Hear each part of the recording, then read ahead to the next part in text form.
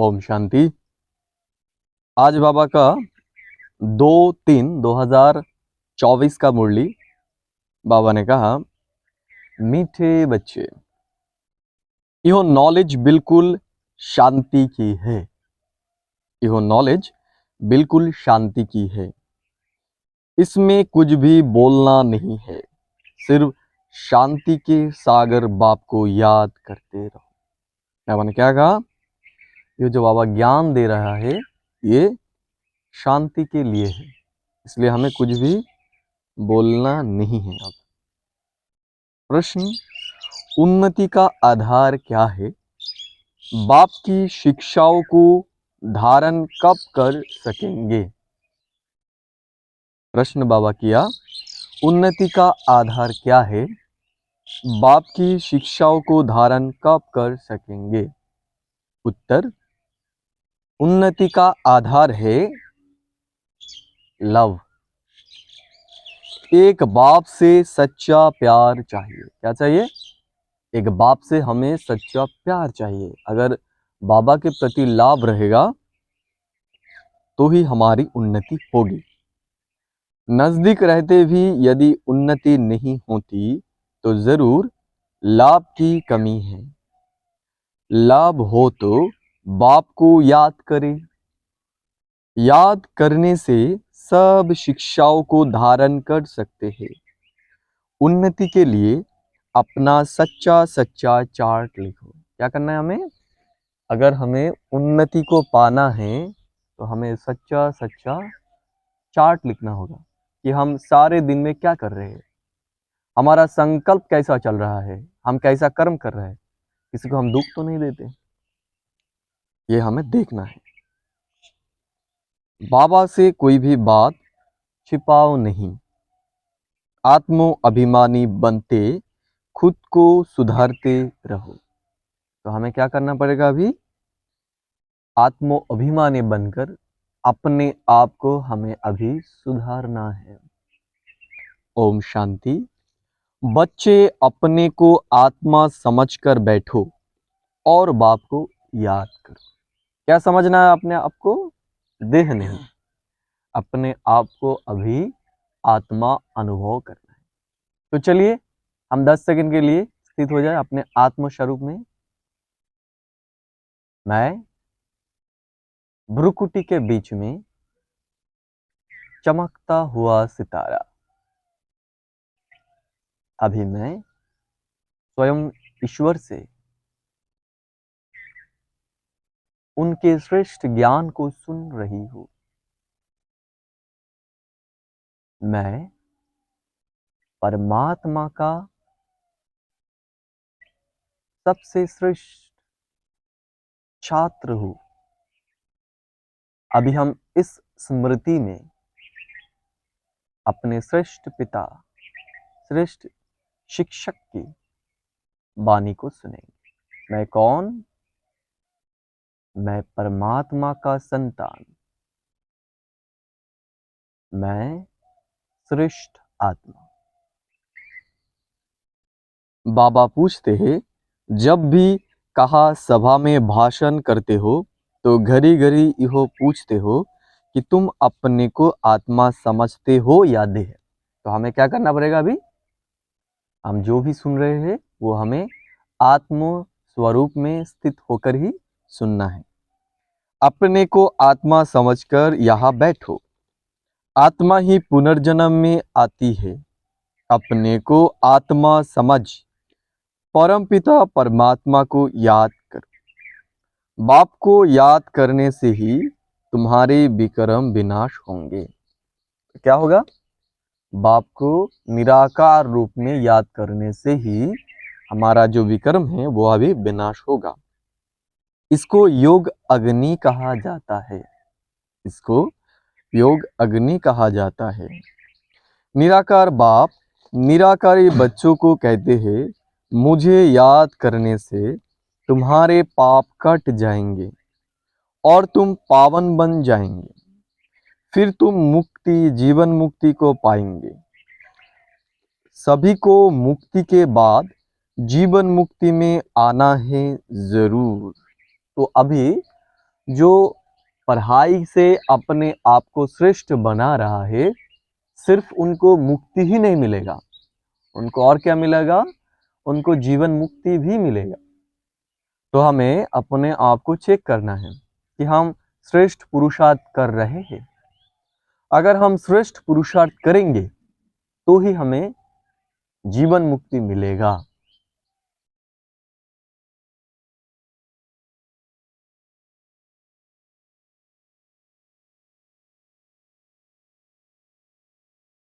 निराकार बाप निराकार बच्चों को कहते हैं, मुझे याद करने से तुम्हारे पाप कट जाएंगे और तुम पावन बन जाएंगे, फिर तुम मुक्ति जीवन मुक्ति को पाएंगे। सभी को मुक्ति के बाद जीवन मुक्ति में आना ही जरूर। तो घड़ी घड़ी इहो कहना पड़े कि अपने को आत्मा निश्चय करके बैठो। भाइयों और बहनों, अपने को आत्मा समझ बैठो और बाप को याद करो। यह फरमान बाप ने ही दिया है, यह है याद की यात्रा। बाप कहते हैं, मेरे साथ बुद्धि का योग लगाओ तो तुम्हारे जन्म जन्मांतर के पाप भस्म हो जाएंगे। यो घड़ी घड़ी तुम याद कराएंगे, समझाएंगे, तब समझेंगे कि आत्मा अविनाशी है, देह विनाशी है। अविनाशी आत्मा ही विनाशी देह धारण कर पार्ट बजाए एक शरीर छोड़ फिर दूसरा लेती है। तो आत्माएं क्या करती है? यह विनाशी शरीर को धारण कर पार्ट बजाती है, और जब हमारी पार्ट कंप्लीट होती है तो हम एक शरीर को छोड़ दूसरा शरीर लेते हैं। मूल बात यह है, पहले पहले तुम बच्चों को यही मेहनत करनी है। कौन सी मेहनत करनी है? हमें अभी मेहनत करनी है अपने आप को आत्म अभिमानी स्थिति में स्थित करने का, क्योंकि देहभान में स्थित होने का हमारी जो संस्कार है वो 63 जन्म से है। तो अभी हमारी इस जन्म को क्या बनाना है? आत्म अभिमानी स्थिति में स्थित करनी है। पहले पहले तुम बच्चों की को इहो मेहनत करनी है।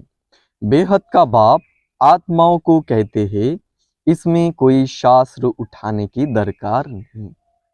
तुम गीता का मिसाल देते हो तो भी कहते हैं, तुम सिर्फ गीता उठाते हो, वेदों का नाम क्यों नहीं लेते हो? बाबा ने कहा, उनसे पूछो वेद किस धर्म का शास्त्र है? कहते हैं आर्य धर्म का। आर्य किसको कहते हैं? आर्यकन कौन है? आर्य हिंदू धर्म तो है नहीं, आदि सनातन तो है ही देवी देवता धर्म। तो आर्य कौन है? आर्य इस देवी देवताई आर्य था। आर्य माने, आर्य माना श्रेष्ठ चरित्रवान। तो श्रेष्ठ चरित्रवान कौन थे? श्रेष्ठ चरित्रवान देवी देवताएं ही थे।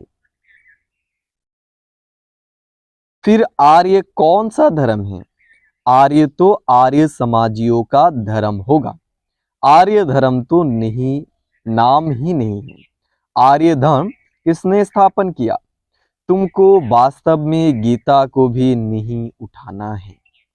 पहली बात है, अपने को आत्मा समझ, बाप को याद करो तो शतप्रधान बन जाएंगे। तो हमें क्या करना होगा? अभी अपने आप को आत्मा समझना होगा।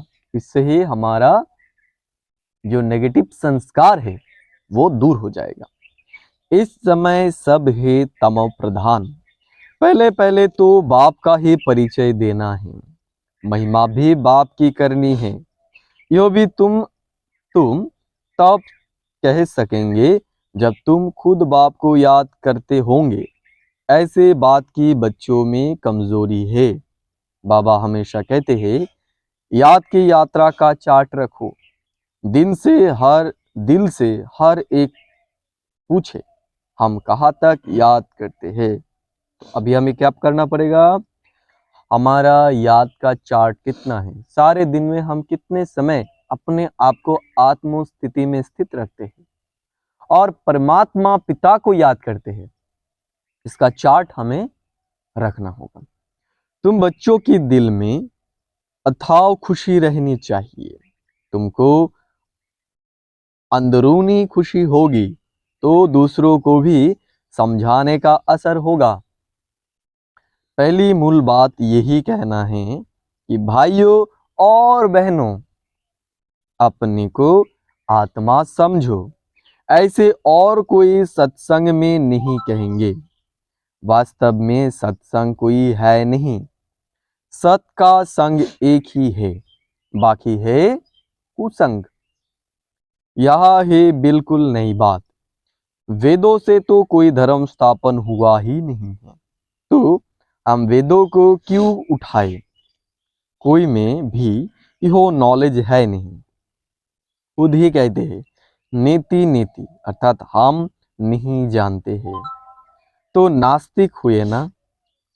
अब बाप स्वयं कहते हैं आत्मिक आस्तिक बनो, अपने को आत्मा समझो।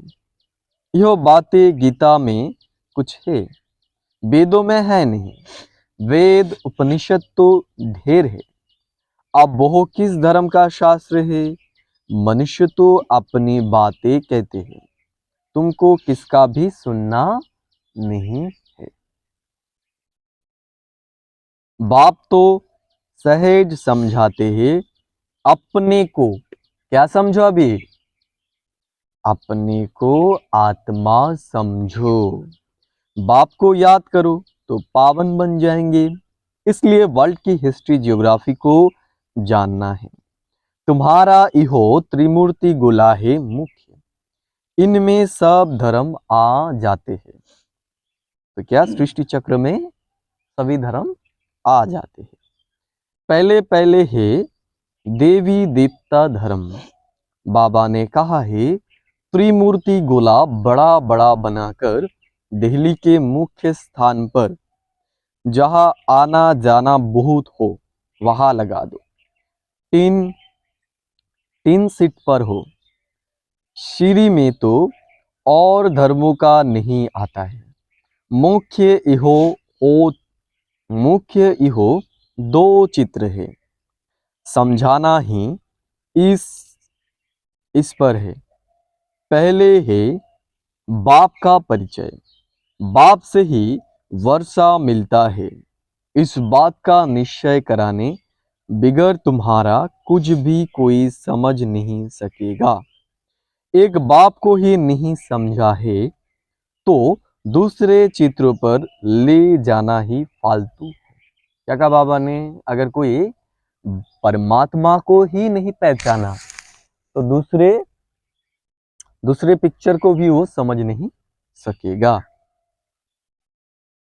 अलफ को समझने बिगर कुछ भी समझेंगे नहीं। बाप के परिचय बिगर और कोई भी बात ना करो। बाप से ही बेहद का वर्षा मिलता है। बाबा ख्याल करता है, ऐसी सहज बात क्यों नहीं समझते हैं। तुम्हारी आत्मा का बाप वह शिव है, उनसे ही वर्षा मिलता है। तुम सब आपस में कौन हो, तुम आपस में सब ब्रदर्स हो। जब इस बात को भूलते हो तब तम प्रधान बन जाते हो। अब बाप को याद करो तो सत प्रधान बन जाएंगे। मूल बात ही रचयिता और रचना को जानना। मूल बात क्या है, रचयिता और रचना को जानना, अर्थात परमात्मा और आत्मा को जानना। कोई भी जानते नहीं, ऋषि मुनि भी जानते नहीं थे। तो पहले बाप का परिचय दे, सबको आस्तिक बनाना है। बाप कहते हैं मुझे जानने से तुम सब कुछ जान जाएंगे, मुझे नहीं जाना तो कुछ भी तुम समझेंगे नहीं। मुख्य तुम अपना समय वेस्ट करते हो। चित्र आदि भी जो ड्रामानुसार बने हैं वही ठीक है। परंतु तुम इतनी मेहनत करते हो फिर भी किसकी बुद्धि में बैठता नहीं है। बच्चे कहते हैं, बाबा क्या हमारे समझाने में कोई भूल है?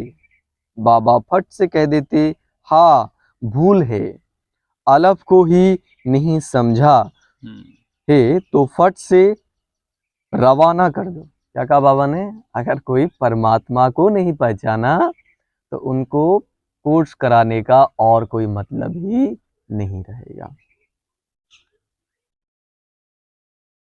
बोलो, जब तक बाप को नहीं जाना तब तक तुम्हारी बुद्धि में कुछ भी बैठेगा नहीं। तुम भी जब देही अभिमानी अवस्था में नहीं रहते हो तो आंखें क्रिमिनल तुम भी जब देही अभिमानी अवस्था में नहीं रहते हो तो आंखें क्रिमिनल रहती है। क्या कहा बाबा ने? जब हम देही अभिमानी नहीं रहते अर्थात आत्मो अभिमानी नहीं रहते तो हमारा आंखें भी क्रिमिनल हो जाती है। सिविल तब बनेगी जब अपने को आत्मा समझेंगे। देही अभिमानी होंगे तो फिर तुमको आंखें धोखा नहीं देगी। देही अभिमानी नहीं तो माया धोखा देती रहेगी। इसलिए पहले तो आत्मो अभिमानी बनना है। बाबा कहते हैं अपना चार्ट दिखाओ तो मालूम पड़े। अगर अभी तक झूठ पाप गुस्सा है तो अपना ही सत्यानाश करते हो। बाबा चार्ट देखकर समझ जाते हैं कि यह सत्य लिखा है या अर्थ भी नहीं समझा है। सब बच्चों को बाबा कहते हैं चार्ट लिखो। तो बाबा हमें क्या कहते हैं? अभी हमें चार्ट लिखना है। जो बच्चे योग में नहीं रहते वो इतनी सर्विस भी नहीं कर सकते। जौहर नहीं भरता है। बल बाबा कहते हैं कोटो में कोई निकलेगा, परंतु जब तुम खुद ही योग में नहीं रहते तो दूसरों को फिर कैसे कहेंगे? क्या कहा बाबा ने? अगर हम ही योग में नहीं रहेंगे तो हम किसी को कह नहीं सकेंगे कि तुम भी योग में रहो। सन्यासी कहते हैं सुख कागविष्टा समान है। वो सुख का नाम ही नहीं लेते हैं। तुम जानते हो भक्ति अथाव है, उसमें कितनी आवाज है। तुम्हारी नॉलेज तो बहुत शांति की है। बोलो, शांति का सागर तो बाप ही है। अपने को आत्मा समझ बाप को याद करना है। बाप कहते हैं मन मना भव, यो अक्षर भी नहीं कहो। हिंदुस्तान ही है हिंदी भाषा, फिर संस्कृत दूसरी भाषा क्यों? अब इन सब भाषाओं को छोड़ो, पहले तुम भाषण करो कि अपने को आत्मा समझो। बहुत है जो अपने को आत्मा भी नहीं समझ सकते हैं, याद नहीं कर सकते। अपने घाटे को कोई समझ ना सके। कल्याण तो है ही बाप की याद से। और कोई सत्संग में ऐसे नहीं कहेंगे कि अपने को आत्मा समझ बाप को याद करो। बच्चे कभी बाप को एक जगह बैठ याद करते हैं क्या? उठते बैठते बाप की याद है ही। आत्म अभिमानी बनने की प्रैक्टिस करनी है। तुम बहुत बोलते हो, इतना बोलना नहीं चाहिए। क्या कहा बाबा ने? हम बहुत बोलते हैं, इतना हमें बोलना नहीं चाहिए। मूल बात है याद की यात्रा की। योग अग्नि से ही तुम पावन बनेंगे। इस समय सब दुखी हैं, सुख मिलता ही है पावन बनने से। तुम आत्मो अभिमानी हो, किसको समझाएंगे तो उनको तीर लगेगा। कोई खुद विकारी है और किसको कहे निर्विकारी बनो तो उनको तीर नहीं लगेगा। क्या कहा बाबा ने? अगर कोई निर्विकारी है और वो दूसरों को कहेगा कि तुम निर्विकारी बनो तो वो नहीं समझेगा और नहीं सुनेगा। बाप कहते हैं बच्चे तुम खुद याद की यात्रा पर नहीं रहते, इसलिए तीर भी नहीं लगता। अब बाप कहते हैं बीती सो बीती, पहले अपने को सुधारो। दिल से पूछो हम अपने को आत्मा समझ बाप को कितना याद करते हैं। जो बाप हमको विश्व का मालिक बनाते हैं, हम शिव बाबा के बच्चे हैं, तो जरूर हमको विश्व का मालिक बनना है। क्या बनना है अभी हमें? हमें विश्व का मालिक बनना है। वही एक माशूक आकर तुम्हारे सामने खड़ा हुआ है, तो उनके साथ बहुत लव होना चाहिए। लव माना याद। शादी होती है तो स्त्री का पति के साथ कितना लव होता है। तुम्हारी भी सगाई हुई है, शादी नहीं। बहुत तो जब विष्णुपुरी में जाएंगे, पहले शिव बाबा के पास जाएंगे, फिर ससुर घर जाएंगे। सगाई की खुशी कम होती है क्या? सगाई हुई और याद पक्की हुई। सतयुग में भी सगाई होती है, परंतु वहां सगाई कब टूटती नहीं है, अकाले मृत्यु नहीं होती।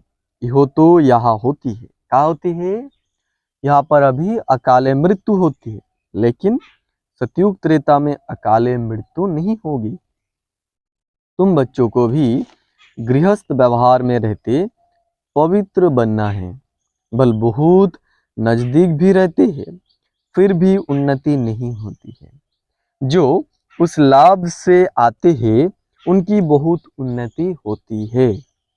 याद ही नहीं तो लाभ भी नहीं रहता, तो उनकी शिक्षाओं को भी धारण नहीं कर सकते।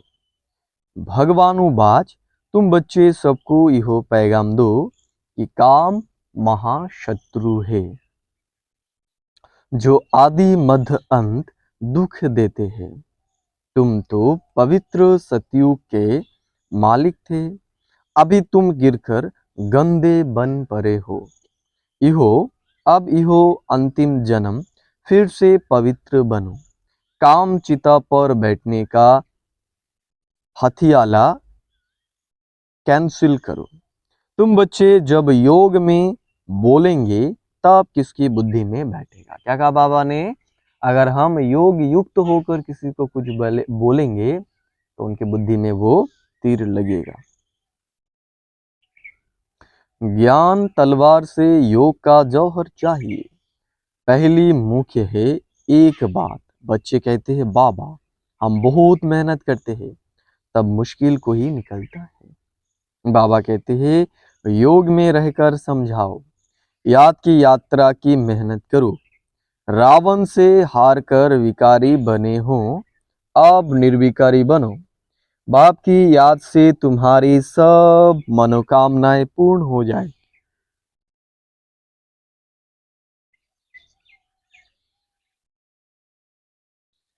बाबा स्वर्ग का मालिक बनाते हैं। बाबा डायरेक्शन तो बहुत देते हैं, परंतु बच्चे अच्छी तरह कैच नहीं करते हैं और बातों में चले जाते हैं। मुख्य तो बाप का पैगाम दो, परंतु खुद ही याद नहीं करेंगे तो दूसरों को कैसे कहेंगे? क्या कहा बाबा ने? अगर हम खुद ही नहीं करेंगे तो दूसरों को कैसे कहेंगे? ठगी नहीं चलेगी। दूसरों को कहे विकार में नहीं जाओ, खुद जाए तो जरूर दिल खाएगी। ऐसे भी ठग है, ऐसे भी ठग है। इसलिए बाबा कहते हैं मूल बात है ही अलफ। अलफ को जानने से तुम सब कुछ जान जाएंगे। अलफ को ना जानने से तुम कुछ भी समझ नहीं सकेंगे। अच्छा, मीठे मीठे सिखी लधे बच्चों प्रति मात पिता बाप दादा का याद प्यार और गुड मॉर्निंग। रूहानी बाप की रूहानी बच्चों को नमस्ते। धारणा के लिए मुख्य स्वार 1 नंबर, अंदरूनी बाप के याद की खुशी में रहकर फिर दूसरों को बाप का परिचय देना है। तो क्या करना है? अभी हमें अंदरूनी खुशी में रहना है। कौन सी खुशी? कि कौन हमें मिला है, स्वयं भगवान हमें मिला है। इस अंदरूनी खुशी के साथ दूसरों को अब हमें ज्ञान देना है। सबको एक बाप की ही महिमा सुनानी है। दूसरा, आत्मो अभिमानी बनने की बहुत प्रैक्टिस करनी है। अभी हमें एक मुख्य पुरुषार्थ ही करना है। हमें आत्मो अभिमानी होने का बहुत बहुत बहुत प्रैक्टिस करना होगा। बहुत बोलना नहीं है। बीती सो बीती कर पहले स्वयं को सुधारना है। याद की यात्रा का सच्चा चार्ट रखना है।